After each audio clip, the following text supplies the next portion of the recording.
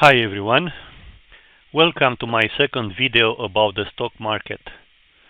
This video wraps up my trading activity for the first week.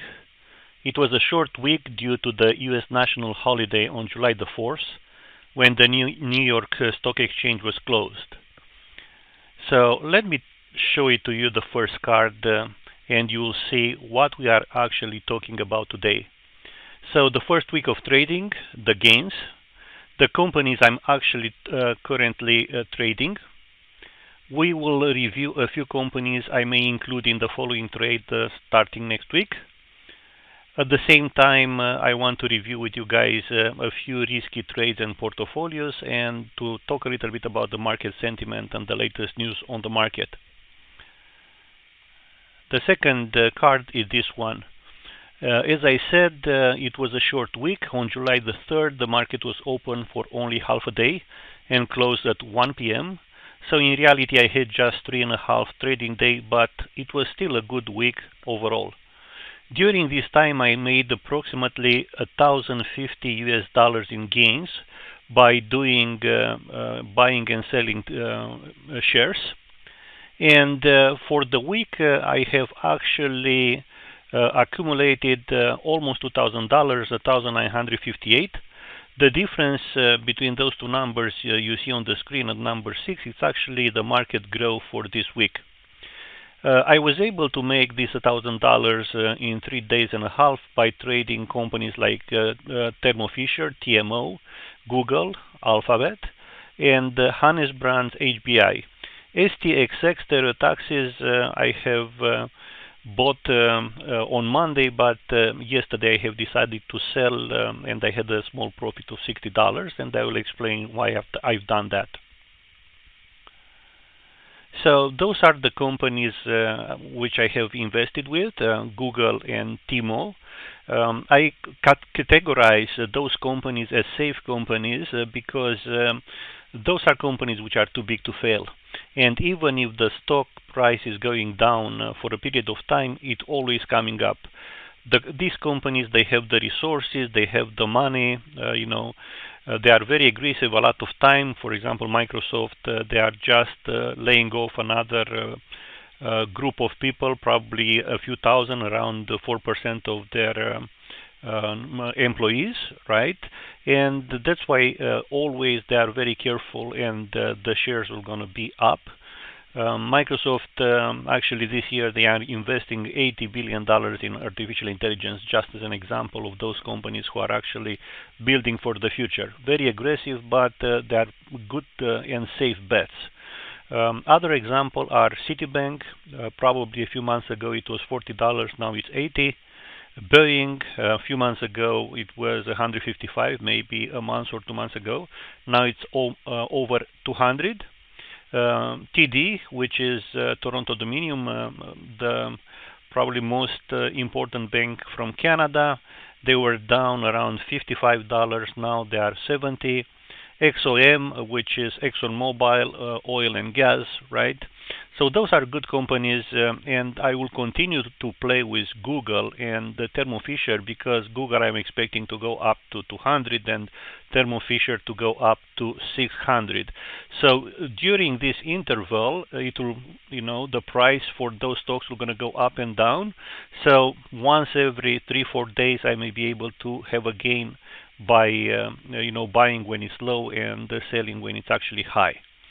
Retail, it's a second category of companies I'm playing with. Those are a little bit more volatile.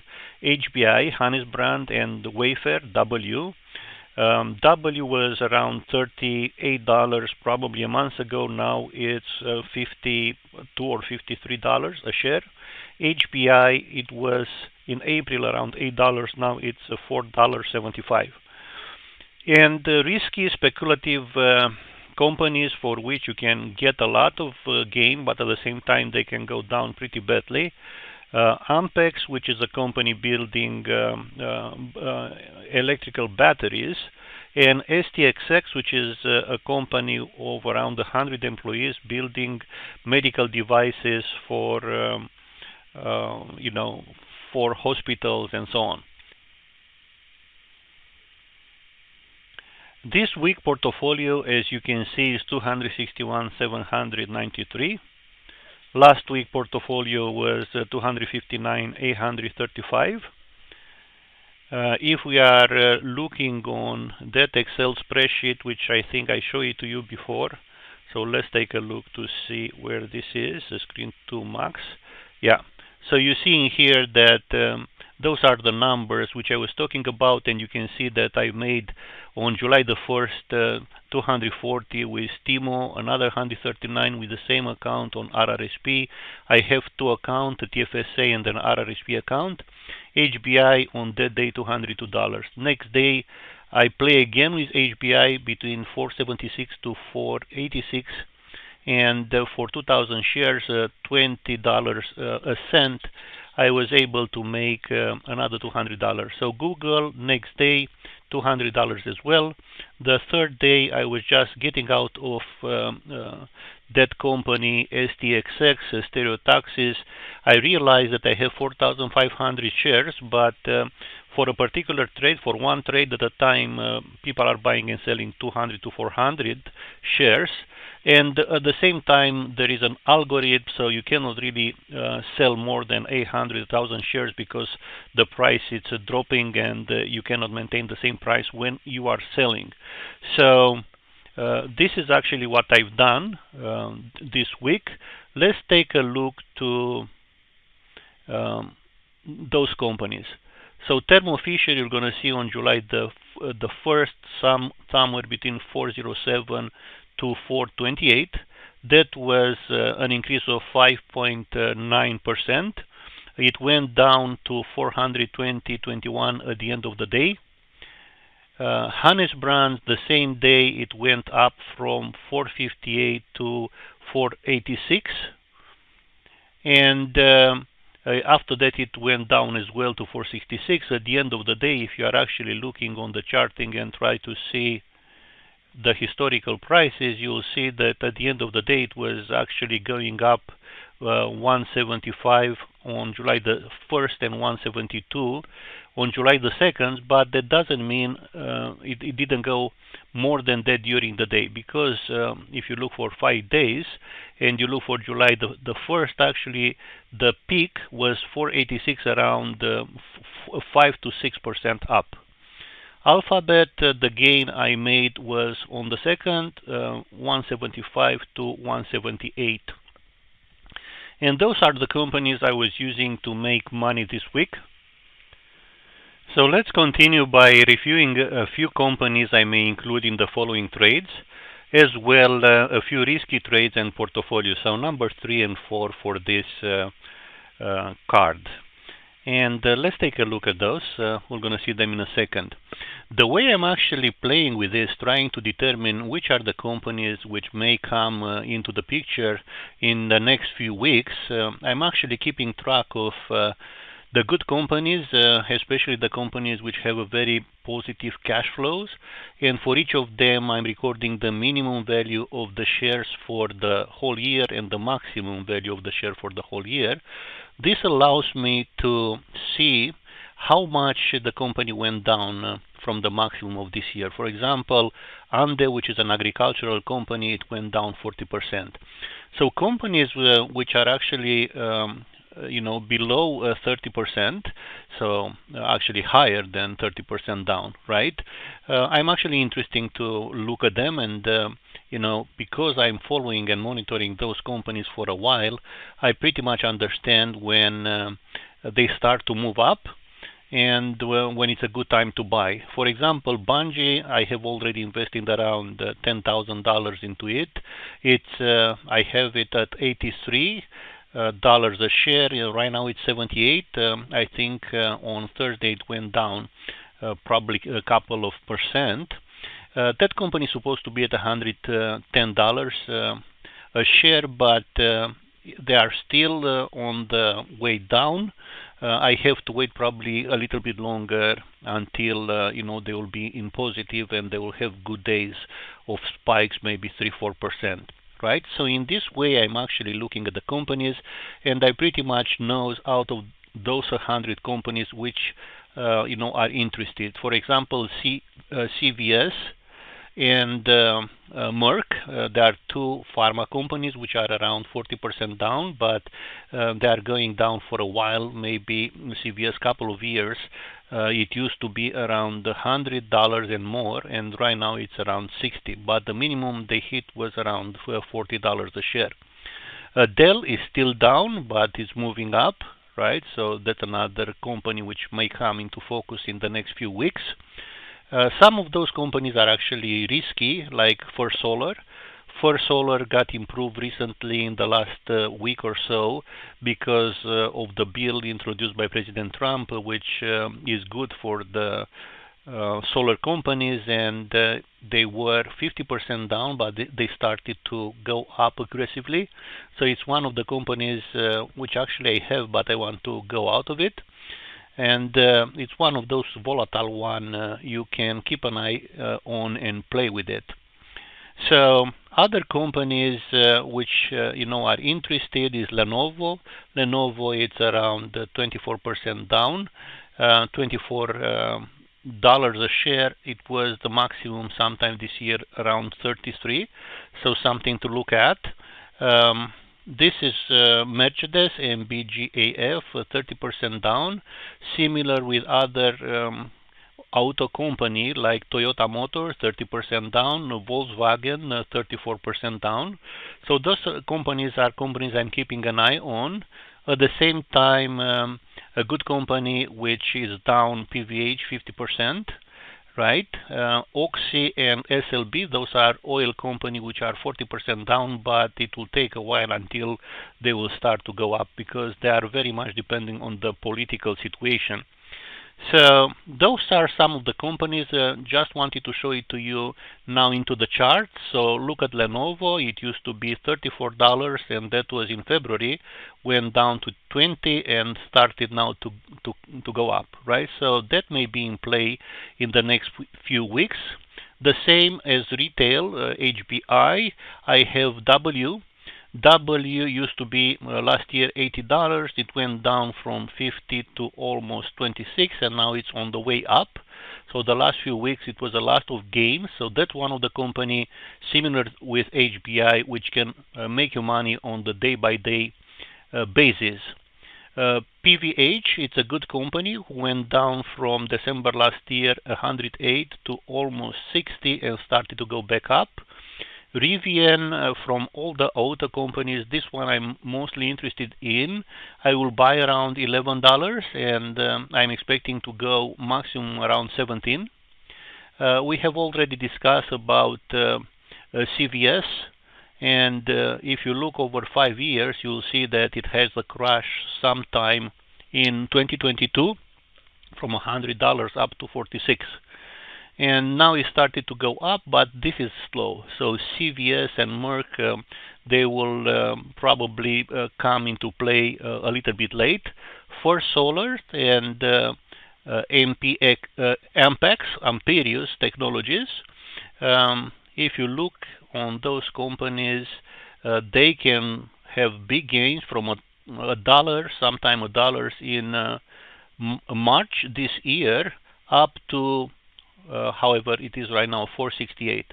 But the opposite can happen as well. So probably if you look last year, it was going down to 80 cents, right? So you have to have patience with those companies, but you never know when they're going to go bankrupt. So this is the problem with them.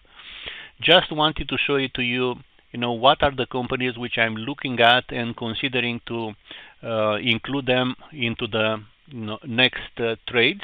Right, I'm keeping an eye on this list. I show it to you in here, and from time to time I'm deciding if I'm going into one of the companies to buy and to sell when I see that they started to go on the positive side in my account, and as well they have spikes of 2-3% a day.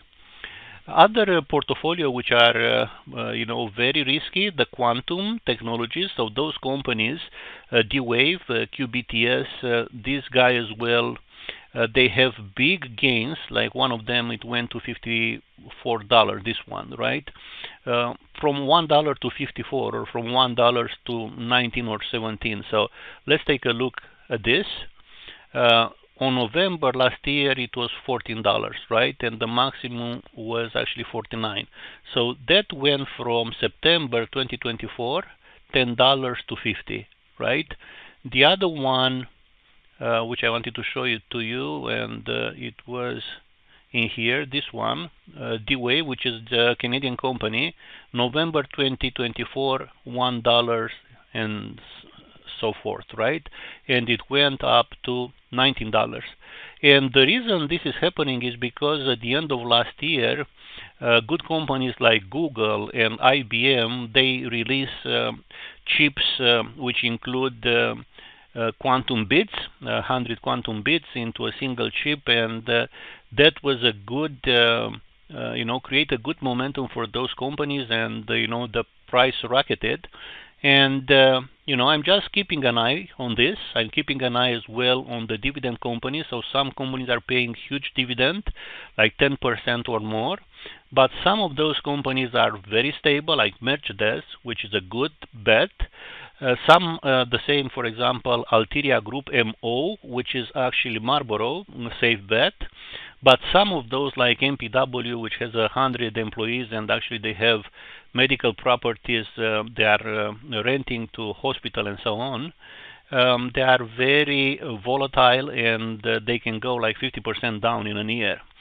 So I used to trade with MPW, but I will not advise, because you can lose a lot of money. So this is what I wanted to show it to you in terms of the potential companies. And okay, let's take a look again to our cards. There is one more thing which I wanted to talk to you about. So on Thursday, the news came that the U.S. economy added about 150,000 jobs. I expect that optimism to carry into Monday and next week. However, for this week, because it was a holiday week, I'm expecting that the traders were going in vacation and did not have the mind, into investing and buying and selling and making a fortune at the end of this week, right? So in terms of the Canadian exchange, it's actually holding 136, 137. A new tool I'm actually using, that will be the last topic, and after that we're going to conclude the video. It's called OBS Studio. It's a free tool, and it allows me to create scenes and navigate between those scenes. You see different cards, different images for information I wanted to show it to you from the website, and I can display one of the monitors, the maximum width and height, right? And this is a very good tool which allows me to switch between all of those things easily and make this experience a little bit better. Just at the end of this video, I want to thank you for watching this week update. If you find this insight useful, please consider subscribing and click the bell icon to get notified when I post new videos. My long-term goal is to grow this channel. Once I reach 40,000, 50,000 subscribers, YouTube can bring in $2,500 a month in revenue, which would support my retirement income. I don't know if I'll get there, but I'm giving it a serious try. These videos are meant to share real experiences, to show that day trading is possible. This is what I'm actually doing, and can grow mine and your retirement or TFSA account with smart move. Hopefully they are smart moves. Until next time, I wish you a great week ahead, and see you at the end of the next week, when probably on Sunday around lunchtime I will post a new video showing what I've done for next week. Goodbye for now, and thank you for watching.